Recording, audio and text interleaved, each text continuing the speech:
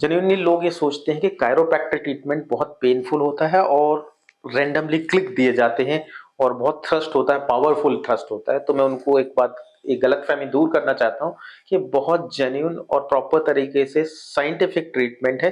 मैं आपको आज पूरा असेसमेंट दिखाता हूँ, क्योंकि हम हमेशा ट्रीटमेंट से दिखाते हैं, किसी को कोई भी असेसमेंट पार्ट नहीं दिखाते हैं कि किस तरह से हम असेस करते हैं प्रॉब्लम को और कैसे उसको फिक्स करते हैं। तो सबसे पहले हम जब पेशेंट को बैठते हैं तो देखते हैं कि उसका पोस्चर कैसा है। ऐसे खड़े होके फिर एक बार खड़े हो जाइए आप। खड़े होके चेक करते हैं कि किस तरह का पोस्चर, जैसे आप देख रहे हैं यहाँ पे हल्का सा काइफोटिक हो रहा है और यहाँ लंबर पे लॉर्डोसिस डेवलप हो रहा है, आप देख रहे होंगे। तो ये देखते हैं। उसके बाद में कुछ टेस्ट मैं आपको नहीं दिखा रहा हूँ इसमें, क्योंकि ये वीडियो बहुत लंबा हो जाएगा। फ्लेक्शन टेस्ट वगैरह होते हैं जो मैं ऑलरेडी कर चुका हूँ, ठीक है, वो इसमें नहीं दिखा रहा हूँ। बैठ जाइए। दोनों हाथों को ऐसे रखिए।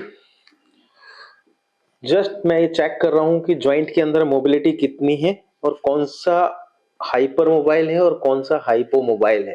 तो स्पाइन को जस्ट मैं मूव कर रहा हूँ, स्लाइटली मूवमेंट दे रहा हूँ और उससे पता कर रहा हूँ कि किस मोबाइल में जॉइंट में मूवमेंट है, किस में नहीं। जिस भी जॉइंट पे मूवमेंट नहीं होता है हम देख लेते हैं उसके हिसाब से। जैसे ये जॉइंट है, ये है आपका L2 लेवल, ये है L1 सेक्रम, सॉरी ये है L5, ये है L5, ये है सेक्रम और ये L5। L5 में मोबिलिटी कम है, L4 में मोबिलिटी काफी अच्छी है, ठीक है। यहाँ पे देख रहे हैं आप, कर्वेचर भी काफी ज्यादा है, यहाँ पे आप लॉर्डोसिस भी बन रहा है यहाँ पे। और ऊपर में आता हूं तो ये आपका पूरा इधर पूरी तरह से क्लियर है, मूवमेंट भी काफी बेटर है। सिर्फ दो जॉइंट्स हैं, एक यहाँ पे है जहां मोबिलिटी कम है, ये आपका हो गया T7 T8 और L5, ये दो लेवल पे जहां मोबिलिटी कम है। अब मैं इसको चेक करने के लिए इसकी मोबिलिटी दोनों तरफ हाथ रखूंगा, ट्रांसफर प्रोसेस पे रोटेट करिए राइट की तरफ, लेफ्ट रोटेट करिए। मैं देख पा रहा हूं इनका लेफ्ट का रोटेशन ज्यादा है, राइट का कम है, मतलब राइट की साइड में डिसफंक्शन है। दूसरा मैं L5 पे जा रहा हूं, वो बेंड फॉरवर्ड। देख लीजिए अब थंब मेरा ऊपर की तरफ शिफ्ट हो रहा है, यहाँ नीचे जा रहा है, राइट की तरफ फॉरवर्डेड है, नीचे आइए। अब मैं रखूंगा L5 पे हाथ, बेंड फॉरवर्ड,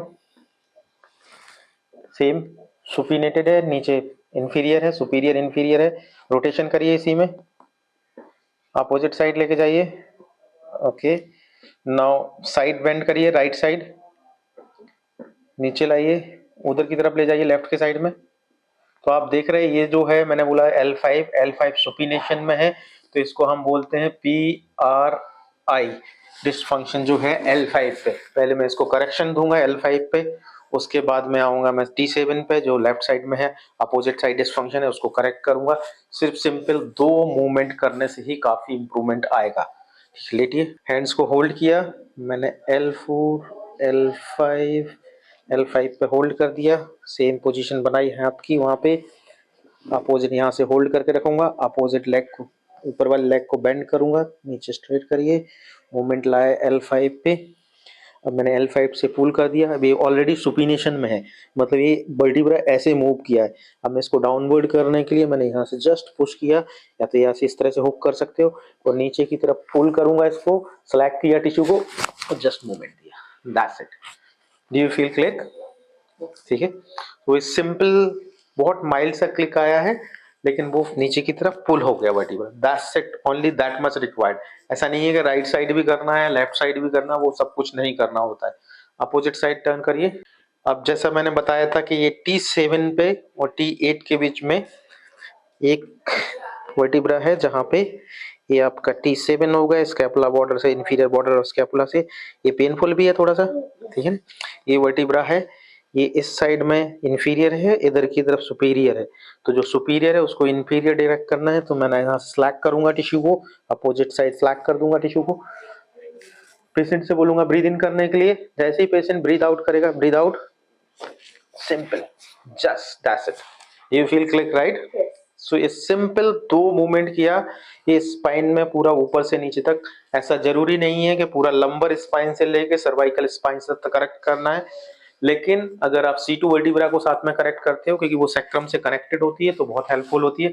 इसलिए मैं एक C2 पे और करेक्शन, मैं C2 का करेक्शन देखने के लिए मैं जस्ट C2 पे हाथ रख रहा हूँ, फिंगर्स रख के, और जस्ट मूवमेंट स्लैक करके देख रहा हूँ कि कितना मूवमेंट है यहाँ पे। बस मूवमेंट चेक किया, then right rotation, left rotation, so right is moving more than the left, और मैं देख रहा हूं कि ये शिफ्टिंग राइट की साइड है और राइट सुपिनेशन में है, तो मैं क्या करूंगा, लेफ्ट की तरफ से हाथ रख के स्पाइनस प्रोसेस को होल्ड किया मैंने, यहाँ से स्लैक किया टिश्यू को, लंबा सा ब्रीद इन,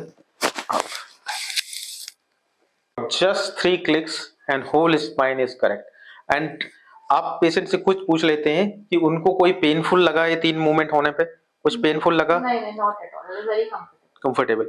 तो इस तरह से एडजस्ट करते हैं। बिल्कुल मिथ है कि पूरा मूव करना है, राइट लेफ्ट करना है, लोग करते हैं पर वो जेन्युइनली करेक्ट नहीं है। Simple maximum 3 to 4 adjustment will help you out allot. जितना कम एडजस्टमेंट करोगे उतना बॉडी इफेक्टिवली रिजल्ट देगी, जितना ज्यादा आप एडजस्ट करने की कोशिश करोगे बॉडी को हील करने के लिए उतना ज्यादा टाइम चाहिए होता है। सो बोस्टन जो है वो कहता है कि अगर आप कम से कम एडजस्टमेंट करते तो आप मैक्सिमम रिजल्ट्स को अचीव कर सकते, और ये साइंटिफिकली प्रूव्ड है। Thank you.